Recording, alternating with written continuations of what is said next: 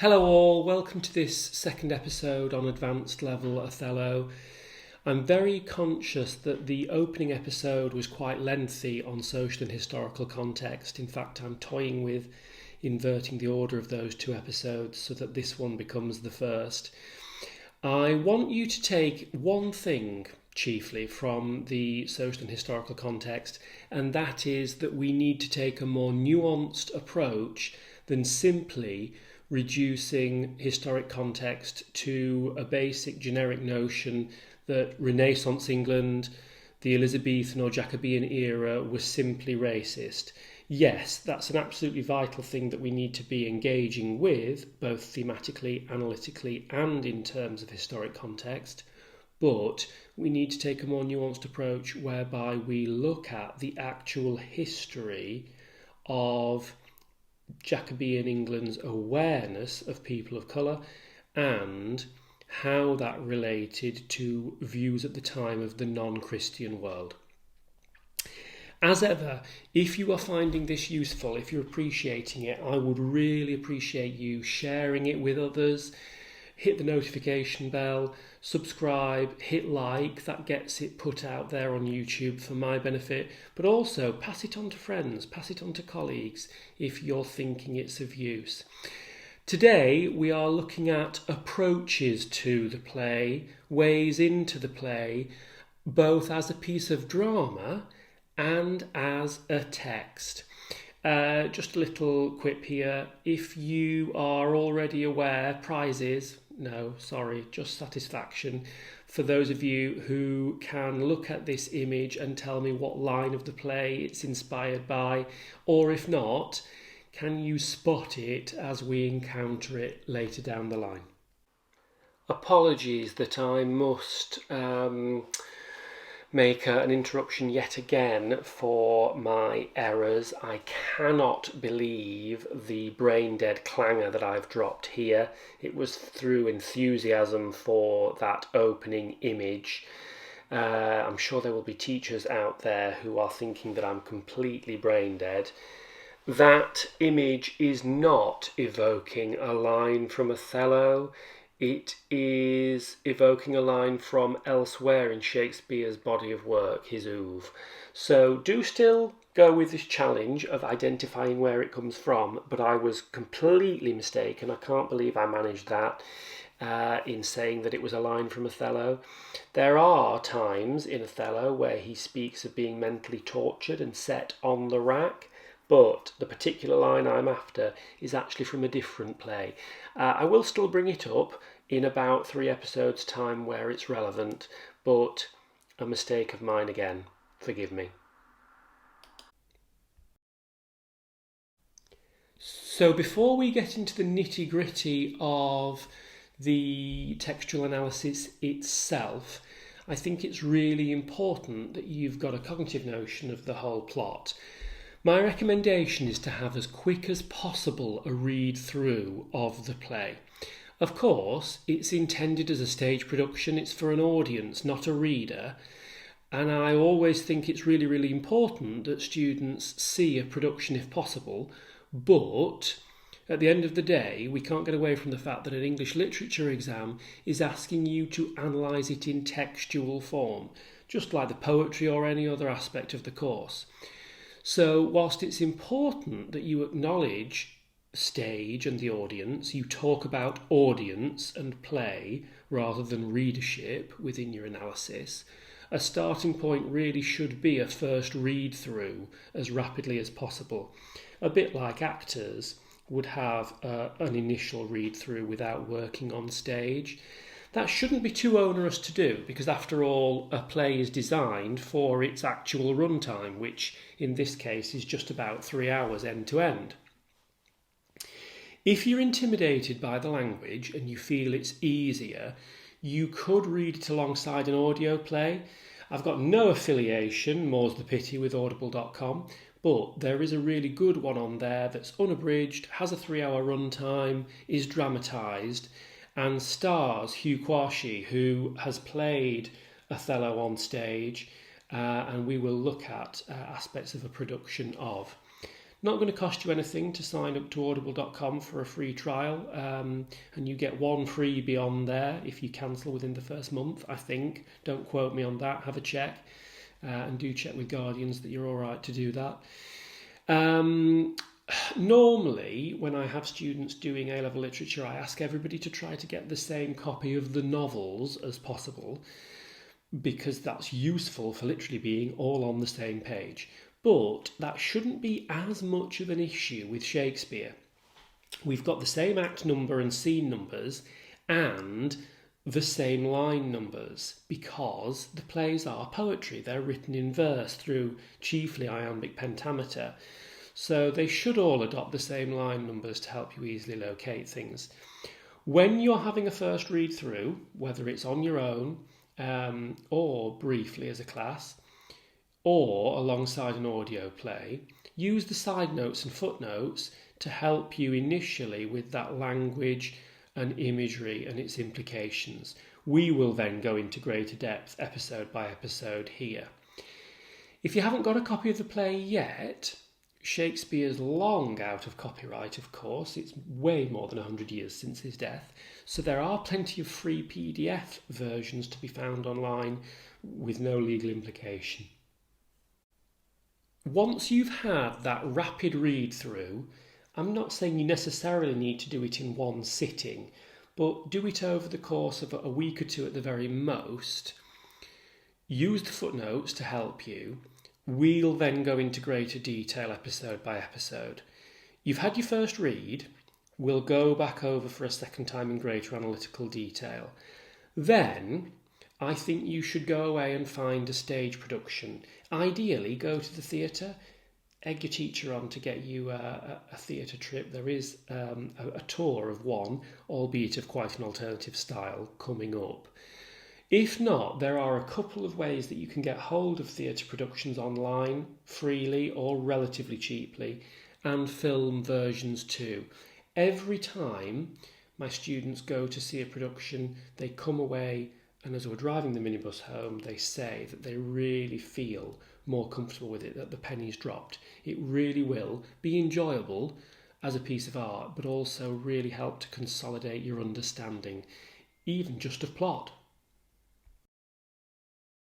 So more's the pity that I don't have any affiliations with these things. It's certainly not sponsorship. But my first recommendation would be the RSC's, the Royal Shakespeare Company's 2015 production, directed by Iqbal Khan. It's fabulously staged. It's actually got a stage space on three sides that opens up so that there is water to represent the canals of Venice. The Iago character comes in effectively on a gondola of sorts. Hugh Quarshie plays Othello, and Lucian Masamati, if my pronunciation is correct, is a black actor playing Iago. It does cast a black Iago, which is a change from the original. Don't let that confuse you. It also puts a couple of male characters into actress roles. It's available at digitaltheatre.com, and again, with Guardian's permission, you could sign up for a free trial for 7 days and get it watched within that time, cancel before you hit a $9.99 a month subscription. Or, if you're going to get through it in 48 hours, you could rent it one-off for $7.99. But a free trial of 7 days seems the best way to go. The RSC version on the last slide is definitely my favourite, not for any particular criticism of others, just subjectively. I've got no reason to dislike this one any more or less than the other. It's also very, very good. Alternatively to the RSC one on the last slide, you could watch the National Theatre production, which is available on ntathome.com. I don't think there's a free trial available for the National Theatre. You can get a 3-day rental of the play for $7.99, or get it as part of a $9.99 per month subscription that you could pay a tenner for the month for and cancel before the end of the month. It modernises the play to modern warfare, as you can see from the combat gear there. Actually, the RSC Iqbal Khan version does that as well, but still maintains a slightly greater fidelity to the idea of Venetian matters too. Equally excellent actors, equally great. The choice is yours. Starring Rory Kinnear and Adrian Lester, if you're interested. I do try each year to take my classes to a theatre production if I can. Most recently, I managed to find one in Cambridge. I can't vouch personally for this one, but a drama teacher friend of mine mentioned this tour to me by frantic assembly and spoke very, very highly of the impact of their non-naturalistic physical theatre spatial approach.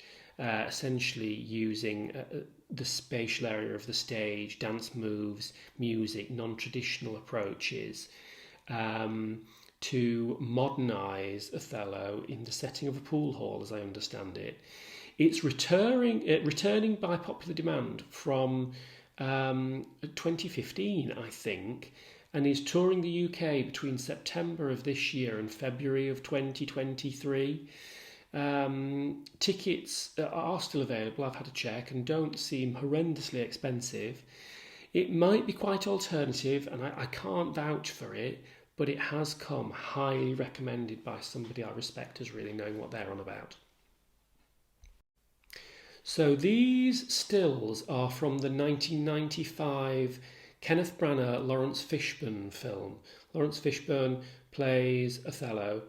Kenneth Branagh, who was once upon a time husband of Emma Thompson, Nanny McPhee, you might be familiar with, plays Iago. It's available on Amazon Prime, and it's very, very faithful to the plot. I think it's an excellent film production, and I always recommend it as being something that shows fidelity to the original play. It is abridged, it's only a 2-hour film. Some people critique the acting of it, and I can sort of appreciate that, but I think it's really worthwhile and probably one of the easiest ways into the plot for you. So even before you have a first initial reading, it's worth thinking about approaching the concept of tragedy and the actual usefulness of some of the definitions of tragedy. If we think about Shakespeare's plays as historical artefacts as much as works of literature, remember Shakespeare's plays predate the invention of the printing press by Samuel Johnson by several hundred years. So, as historic artefacts, we need to think about the original folios and quartos or collections of the plays. There are arguments to be made about the usefulness of whether or to what extent Shakespeare would or would not have been aware of Aristotle and Greek tragedy. It's likely he wasn't. Once again, but for a final time, I promise, I am interrupting about my mistakes, and in this instance it's a number of incredibly daft mistakes that I just blurted incorrectly. Samuel Johnson, who is one of the critics that we will look at later in these episodes, was responsible for the collation of one of the first dictionaries of English. I cannot believe that I managed to assign him responsibility for the printing press. That's William Caxton, forgive me. Also, it's a slip of the tongue rather than a mental mistake that I said that Shakespeare's plays predate Caxton's printing press. They don't. This play is from the early 1600s, and Caxton's printing press was actually in the 1400s, the 1470s or thereabout, I think. But the point I'm making is that it would not have been common, and therefore handwritten quartos and folios lead us to this idea of thinking about the plays as historic artefacts. That point still stands. in terms of the point I'm making about whether or not Shakespeare would have been meaningfully aware of concepts of Greek tragedy or not. Forgive me, that's the last one for now. Please don't lose faith. I think I was having some sort of an overworked or brain dead day. If we think about a contemporary definition of tragedy in day-to-day life, we're talking about an event causing great suffering, destruction and distress, a serious accident, a crime, a natural catastrophe. In the literary sense, we're talking about a play dealing with tragic events having an unhappy ending, especially one concerning the downfall of the main character, in the case of Shakespearean tragedies. Aristotle talked about the concept of certain criteria needing to be met for something to be a tragedy by definition. He talks about the three unities, the unities of action, place, and time. The idea that the unity of action means that the play develops and resolves a single conflict. Will this, or won't this, apply to Othello? The play taking place in one location, and the plot roughly taking place in real time over what's essentially a 24-hour period. He talks about the chorus, the play always featuring a chorus, serving a function a bit like a narrator.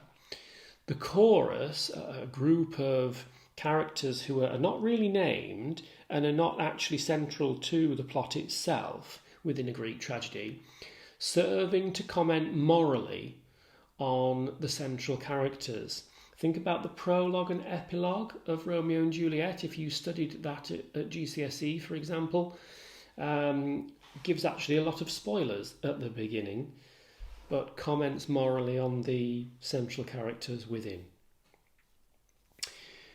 They might not be particularly usefully applicable to your analysis of Othello, but perhaps a little more useful are some of Aristotle's concepts of the tragic hero.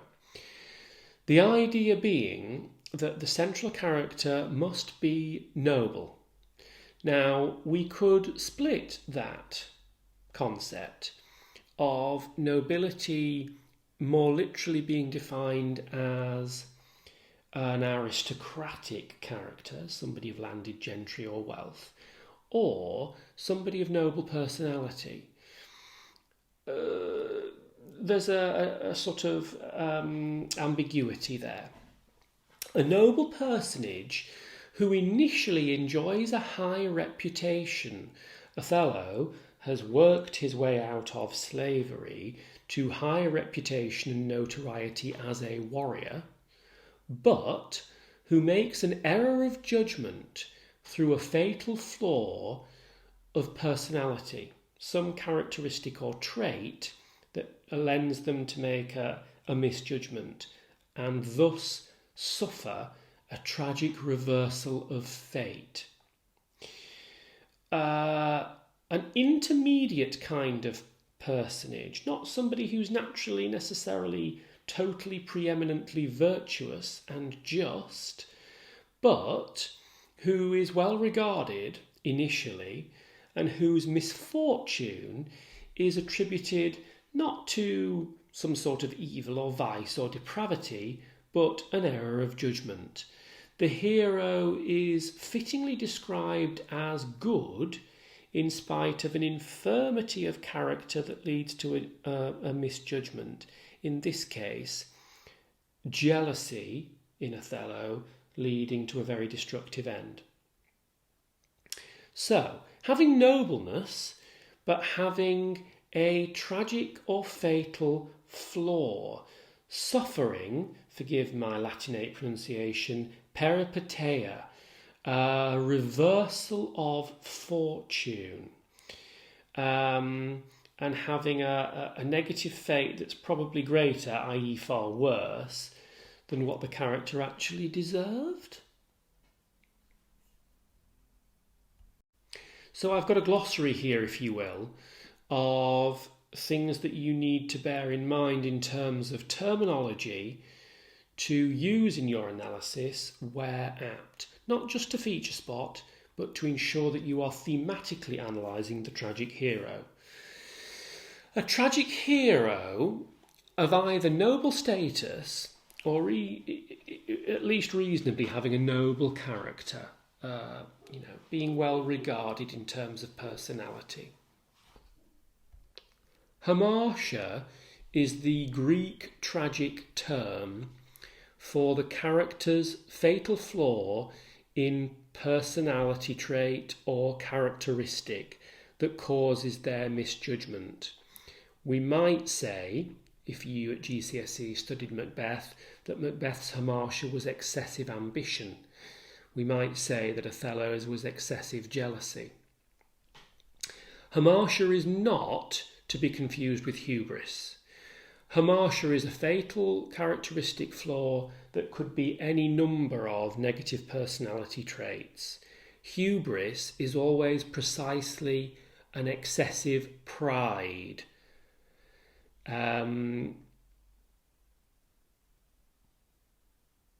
Peripeteia means a sudden reversal of fortune for the central character because of their personality flaw. Their personality flaw, their hamartia, could be being too arrogant, being too ambitious, being too jealous. Hubris, having too much pride, which I suppose is a little bit synonymous with arrogance. I don't want to cause confusion there. That reversal, the punishment that they get for those flaws, is known as peripeteia. Anagnorisis, again, I hope my pronunciation is reasonable if there are colleagues out there who differ, is the moment in the play at which the central character makes the realization of their errors and becomes self-aware. Now, I think those two can be confused as well. It's easy to confuse hubris and hamartia because they both begin with H. It's easy to confuse peripeteia and anagnorisis because peripeteia is a reversal of fortune and anagnorisis is a reversal of sorts as well, where the character suddenly realises their mistakes, their misjudgments, and becomes more self-aware. You might say that Othello experiences this toward the end when he realises Iago's true nature. Some people argue that he doesn't actually, Othello, have a reversal of this sort. You could, however, give him the benefit of the doubt and say that he sees his errors in trusting Iago's loyalty and that Desdemona was not unfaithful.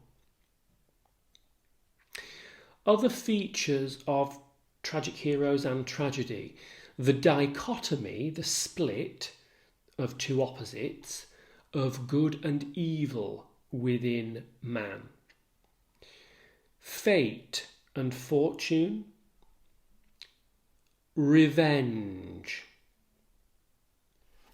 lies, deceit, justice, reputation, trust, betrayal, ambition, manipulation, all core themes within this play. Greed, on the part of Iago, certainly.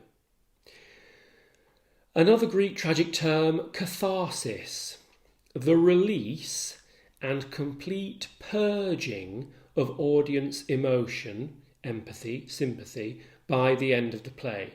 Such is the extent of tragic waste that there's no more empathy to give. You simply can't sympathise any further with Othello after the number of deaths and the wrongdoing.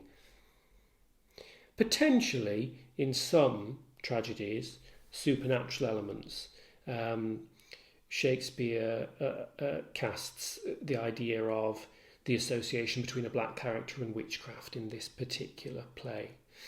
Another term that I'm going to use again and again throughout this particular play is misogyny. It probably should be in this glossary.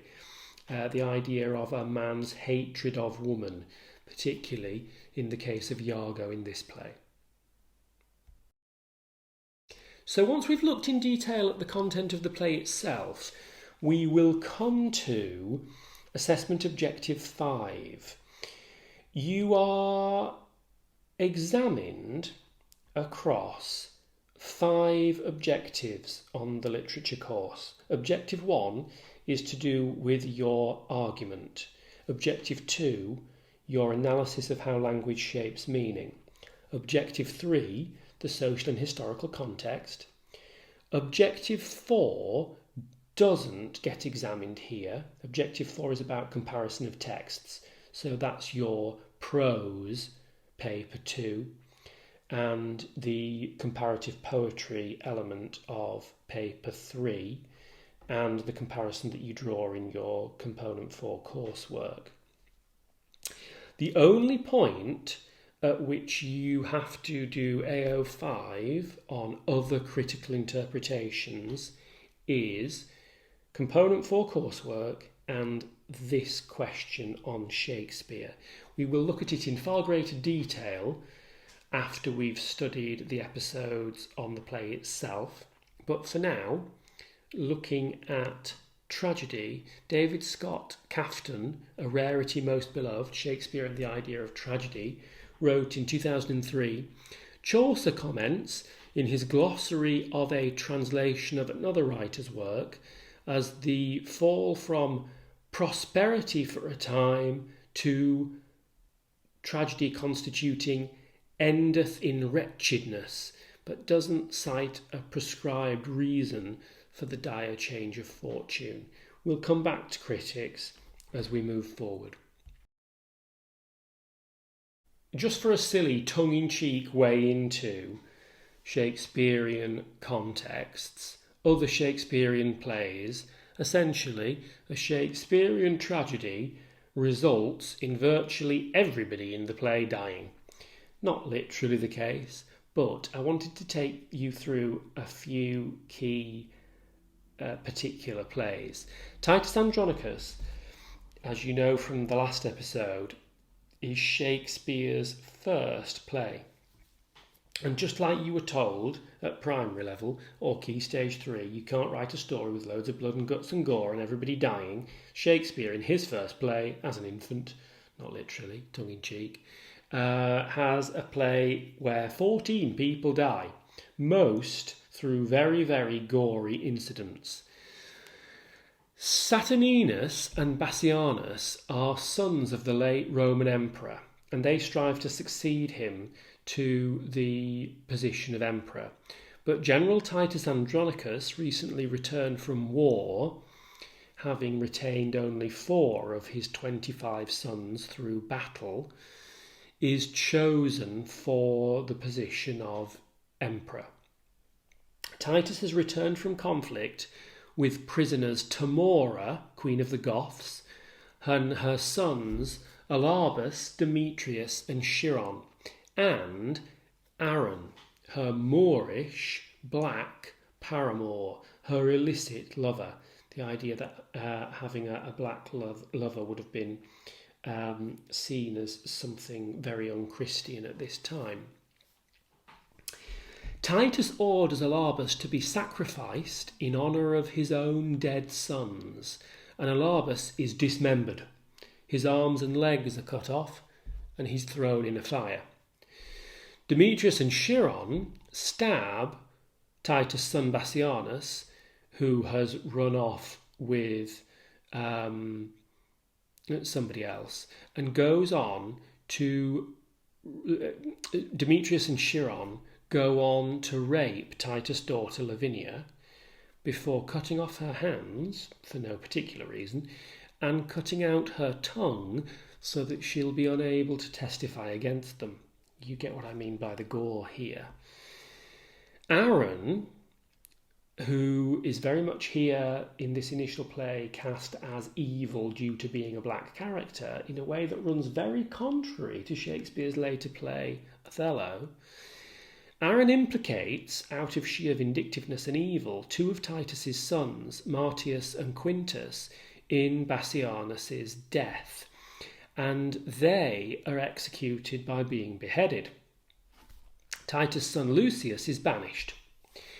Lavinia accuses Demetrius and Chiron of her rape by gesturing at them in her mutilated state. It's very, very graphic. If you happen to ever see Julie Taymor's film production of Titus, starring Anthony Hopkins as Titus, it's a cert 18, and for very good reason.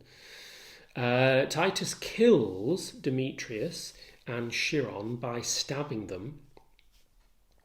In the Julie Taymor film, he actually hangs them upside down by their ankles, castrates them, rather nasty.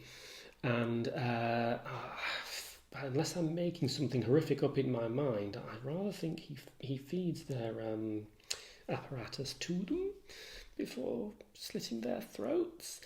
Unless I'm just making that up in my mind, I hope not. He then, within Shakespeare's play, cuts up their dead bodies, bakes their flesh in a pie, and serves it to their mother Tamora before telling her afterwards that she has eaten her sons, that he has rendered her a cannibal. The frenzy's end involves the deaths of Tamora. I could be making this up, but I am pretty sure in the original she dies of indigestion as a result. Lavinia gets stabbed along the way. Titus loses a hand through dismemberment and is stabbed, and Saturninus is stabbed. Lucius succeeds his father as emperor and sentences Aaron to be buried breast or neck deep to die of starvation. And I'm pretty sure I remember there being ants all over his face tormenting him in the film. So you see what I mean by gore. Equate Shakespearean tragedy to a whole ton of death.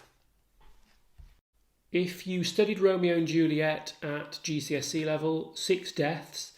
Mercutio's stabbed, Tybalt is stabbed, Paris is stabbed, Romeo poisons himself, Juliet stabs herself, and Lady Montague dies of a broken heart. Othello, therefore, comparatively strikes us as quite tame, with only 4 deaths. Rodrigo is stabbed, Desdemona's smothered with a pillow, Amelia is stabbed, and Othello commits suicide through stabbing. Macbeth tallies 10 deaths. Duncan is murdered through stabbing. His 2 guards are stabbed to implicate them. Banquo is stabbed. The Macduff family is stabbed or burnt at the stake in the Fassbender film. Seward is stabbed, and Lady Macbeth dies from lack of sleep resulting from insanity, whilst at the end Macbeth is beheaded. So it might seem weird to crunch numbers and talk about statistics in a literature lesson, but it's a useful way into analysing the structure of the play overall. As you will very likely know from GCSE level, Shakespeare's plays are chiefly written in verse using Iambic pentameter.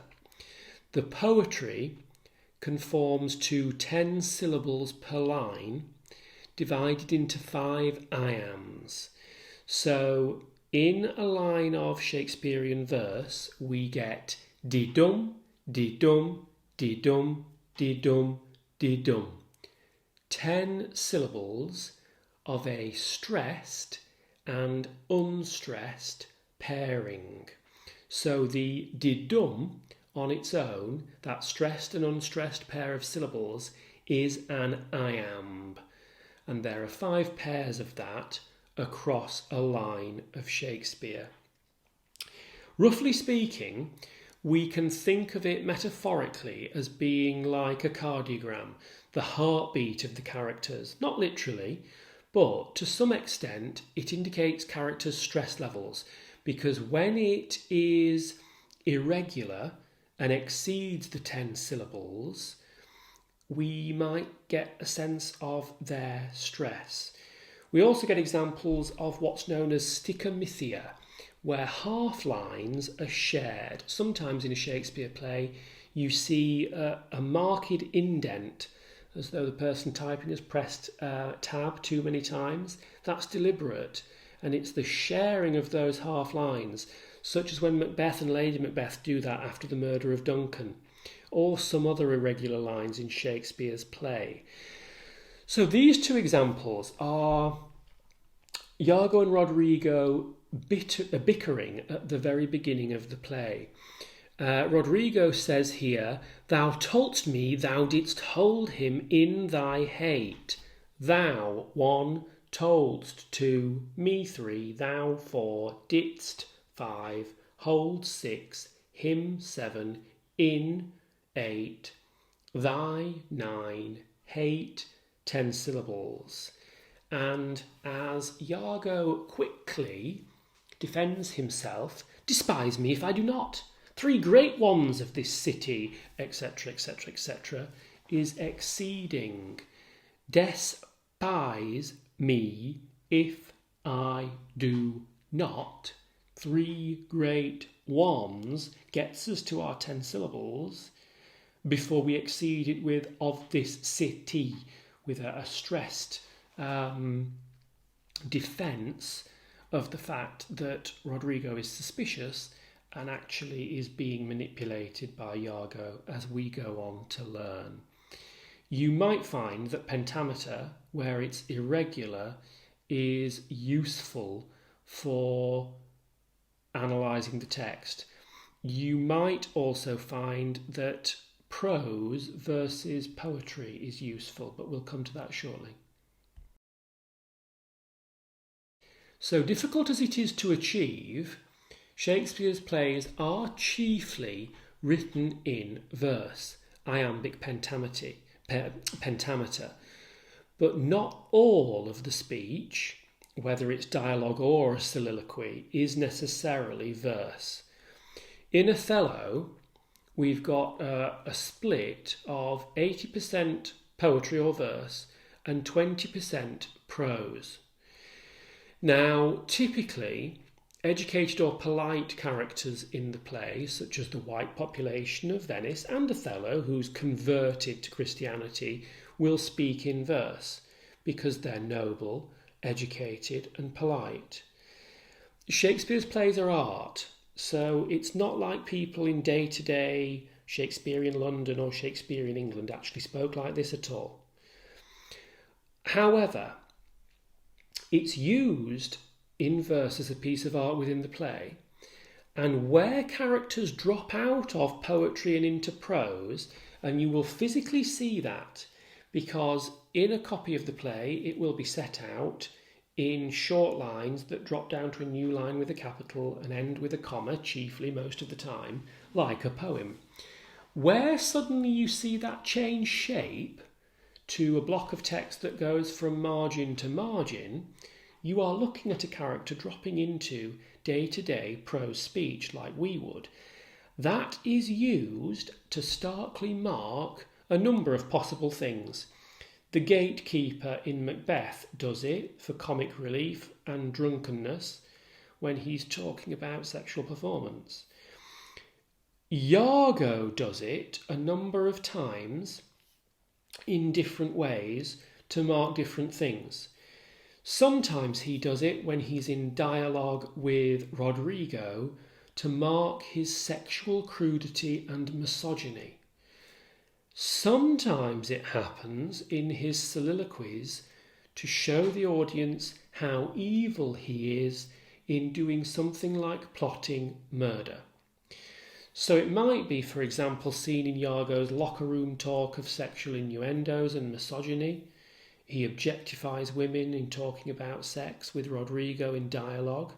Or worse, in his soliloquies, his evil plotting of murder, so that the audience are complicit and understand his evil scheming. Another piece of terminology that might be new to you: if you did at GCSE Romeo and Juliet or Macbeth, your teacher may have talked to you about studying an eponymous play. The play is eponymous if the title takes the name of the central character or tragic hero. Othello is therefore an eponymous play because it's named after the central character. However, as one critic goes on to explicitly state, we could just as easily call this play Iago, because actually, even though Othello is our tragic hero, he has 25% of the lines in the play, compared to Iago dominating this with 31%, perhaps serving to illustrate the way that the play pivots on the audience's complicity in Iago's scheming around and against the central character named in the title. Iago's manipulative dominance over Othello is such that not only does he have 5 or 6% more lines overall, he actually has one more soliloquy than the hero too. That might seem a weird way into the play, but it's actually a useful way to structurally analyse what's going on. Another way in, if you've not already done your initial reading, is to have a look at some quotations completely out of context and see whether you can discern any of the themes concerned with that particular quotation.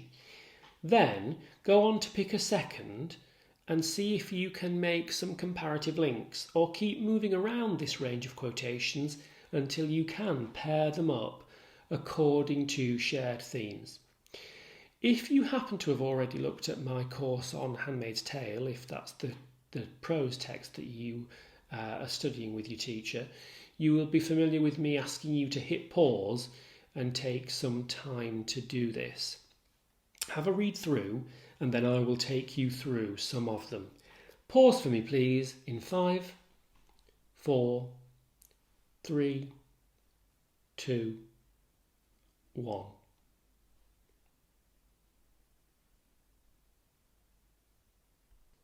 So moving across some of these, "She is a most exquisite lady" is Cassio speaking of Desdemona early in the play, as do a great many characters who speak of her as holy, celestial, like the night sky, like a jewel. This bears stark contrast with "O curse of marriage, that we call these delicate creatures ours and not their appetites."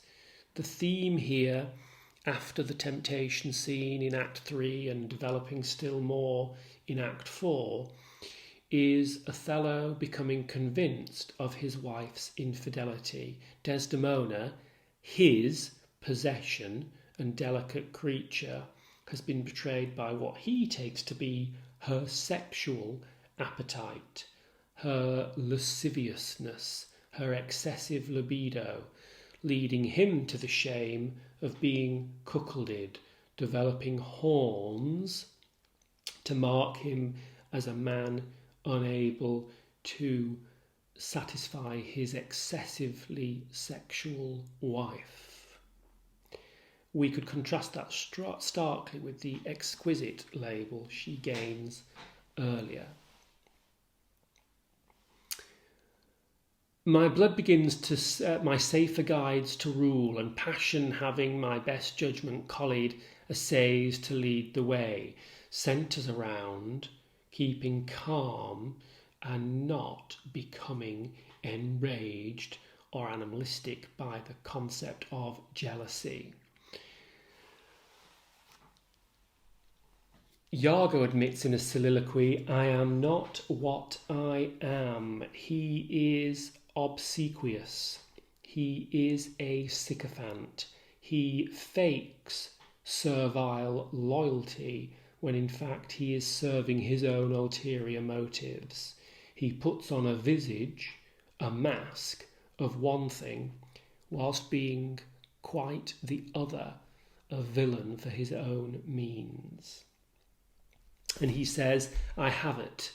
it is engendered. Hell and night must bring this monstrous birth to the world's light. He hopes that his plan will work and compares it metaphorically to the diabolical, to something of the devil. O thou black weed, why art thou so lovely fair? I took you for that cunning whore of Venice, is in stark contrast to the way that he Othello, worshipped Desdemona as his warrior earlier, or Cassio talked of her as exquisite.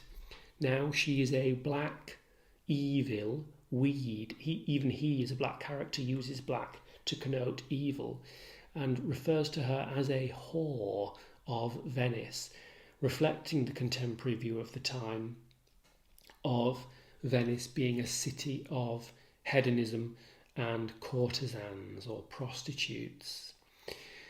This bears a huge contrast to much earlier in Act 1, when he confidently defends that he has wooed Desdemona. She loved me for the dangers I had passed, and I loved her that she did pity them. She, he says, loves him as the exotic black warrior who, as a man's man, has done much daring do. And that, he says, is the only witchcraft he's used, his rhetoric to woo her. I saw Othello's visage, his mask, his face, in my mind, and to his honours and his valiant parts did I my soul and fortunes consecrate. That's quite an interesting piece of imagery that works in a number of ways, because we could talk of a visage, a mask, as being something deceitful later on, particularly in relation to Iago. If virtue no delighted beauty lack, your son-in-law is far more fair than black, is the Duke talking to Brabantio about how these tales of daring do would have wooed his daughter as well. He is more fair, he is of good character than black. This distinct association with witchcraft and evil being manifest in black skin to make a more nuanced approach than just calling this racist. Brabantio concedes, but says, look to her more, if thou hast eyes to see. She hath deceived her father, and may thee, which very much sets up our core theme. Othello responds by saying, my life upon her faith. He is faithful of her fidelity, he's confident in it, but that faith is eroded to jealousy, suspecting, because of Iago, a deceit that isn't the case throughout the play. And Iago exploits that the Moor is of a free and open nature. He thinks men honest because he is, and I can lead him by the nose as tenderly as a donkey. Iago says that one of his motivations, besides assuming that Othello has had an affair with his wife Emilia, is thinking that he is worth a promotion that he did not gain. And by the faith of man, I know my price. I am worth no worse a place.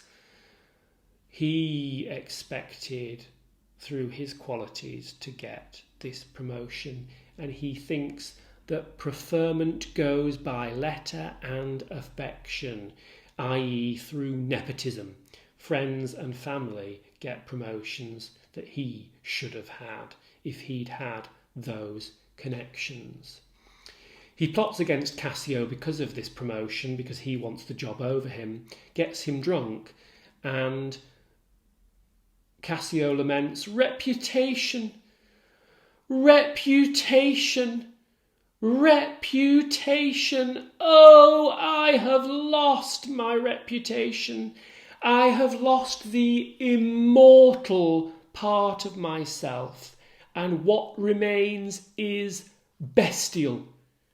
My reputation, Iago, my reputation. Cassio's lamentation here is that he will be ever remembered for something negative in one moment, despite his prior good qualities, and that he is reduced to beast or animal within the medieval chain of being, thus that he loses his soul and ability to ascend to heaven.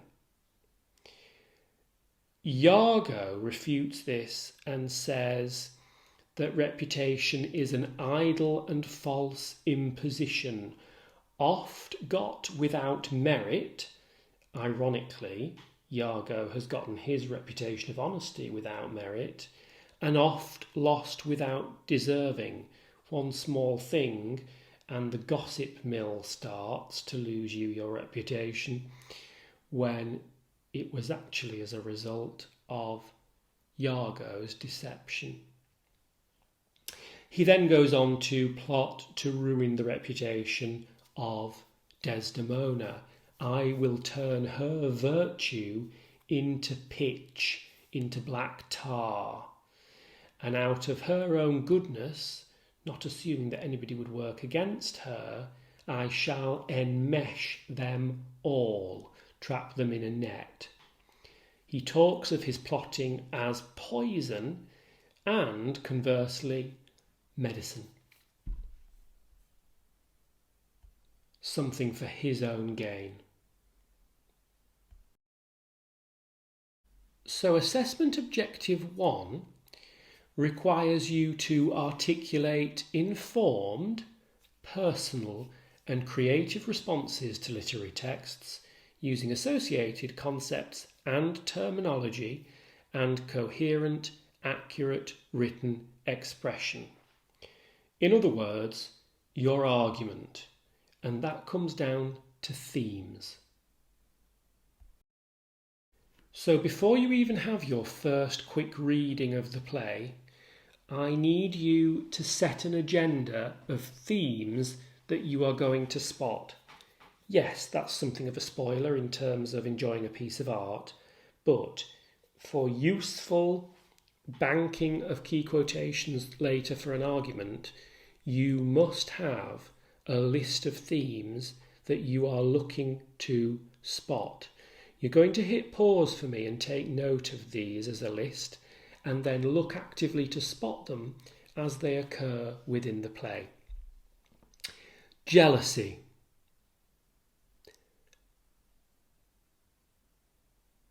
Reputation.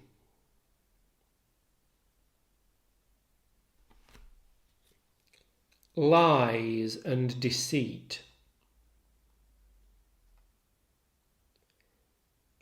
Themes often come in antithetical or opposite pairings. So if you build a bank of quotations on jealousy, they probably go hand in hand with reputation. Equally, you might find that quotes on lies and deceit are the opposite of justice and loyalty. So you can use a bank of economical quotes for each. Justice. Loyalty. Probably very much the opposite of ambition.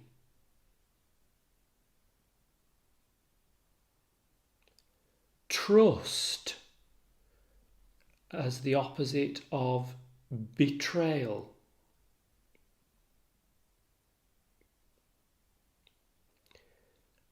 Manipulation. Race and racism. Sexuality. Sympathy.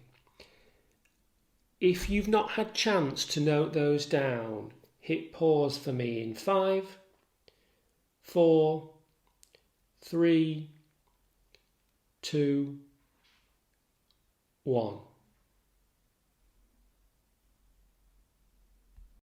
AO2 goes hand in hand with your AO1 core argument. Analyse ways in which meaning is shaped by literary texts. Your close language analysis. That becomes about language. symbolism, imagery, and patterns or repetitions of motifs throughout the play. In this case, that could be hell, the devil, the diabolical.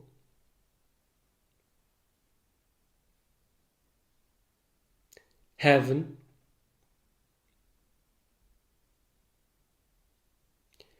animal or bestial imagery, which might have implications to do with sexual implications or the idea of not ascending to heaven. Obviously, in a play about race, black and white or light and dark.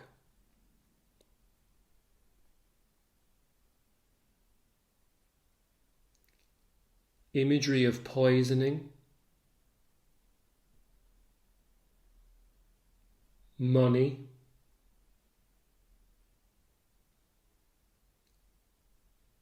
birth, plants, insiders versus outsiders,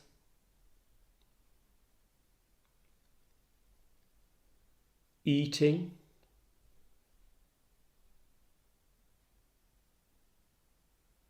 physical pain or violence or blood,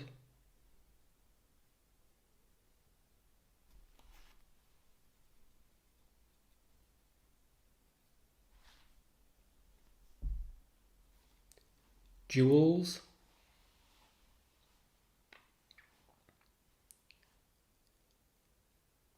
sexual functions, the sea, used by Othello, something we'll come to later, and chiefly by the male characters, but also by some female ones, warfare, battle, and conflict. If you haven't had time yet to note those down, because I've gone rapidly, hit pause. 5, 4, 3, 2, 1.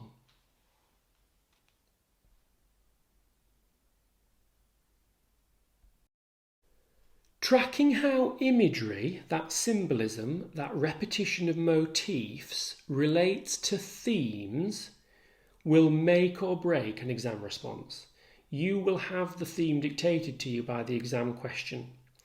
In order to anticipate that and to really nail AO1 arguments and AO2 close analysis, I would like you to get an A3 sheet with plenty of space left on it and create an A3 grid of the material on the following couple of slides, and take pause every time we have got to the end of an episode on an act of the play and fill it in with at least your top half dozen, 6 or so key quotations, because that will become your bank for revision.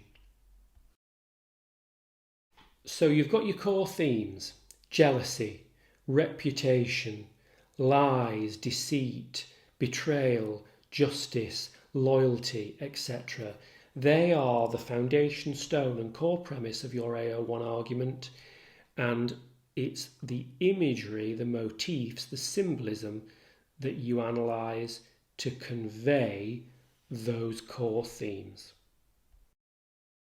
So here's an example of the grid. Hit pause at the end of my explanation here for a good long time to create this.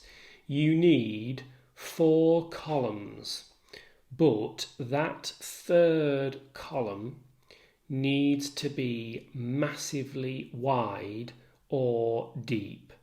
This grid will not go on to one A3 sheet.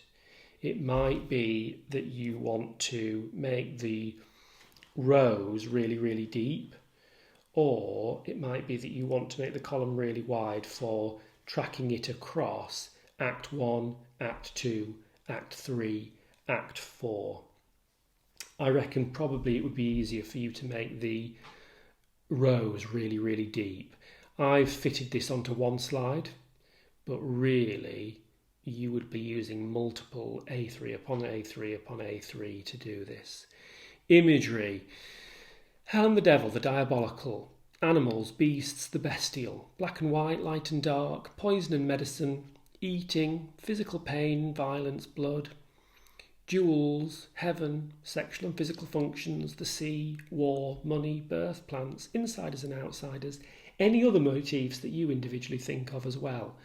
I haven't previously mentioned the desire to see, the desire for ocular proof in a kind of voyeuristic or sexual way often, but that might be useful too. Your second column, who is it mainly used by? Those two columns can be really narrow and brief. I've left the main work for you here to fill in examples where you cite which act, which scene, and line number to help you get back to them later when you need them.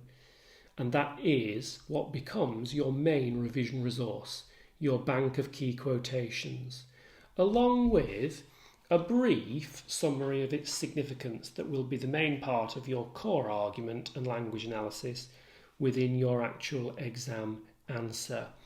I'm not going through that here because that is what the main body and bread and butter of our close analysis will be as we work through each episode on each act. Spend the time now and religiously come back to this of your own volition at the end of each act. 5, 4, 3, 2, 1.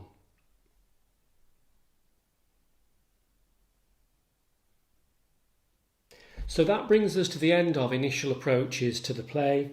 Have as brief a read as possible, a quick read through, maybe with an audio play if you wish, and the side and footnotes, in a 3-hour period or as quickly as possible. Go away and watch a production. Go away and watch a film. And then ensure that you are thinking about the elements of themes and imagery. Hopefully I will see you next time. If you're enjoying this, please like, please subscribe, please hit the bell, and please share it electronically via social media or verbally with colleagues and friends. Thank you.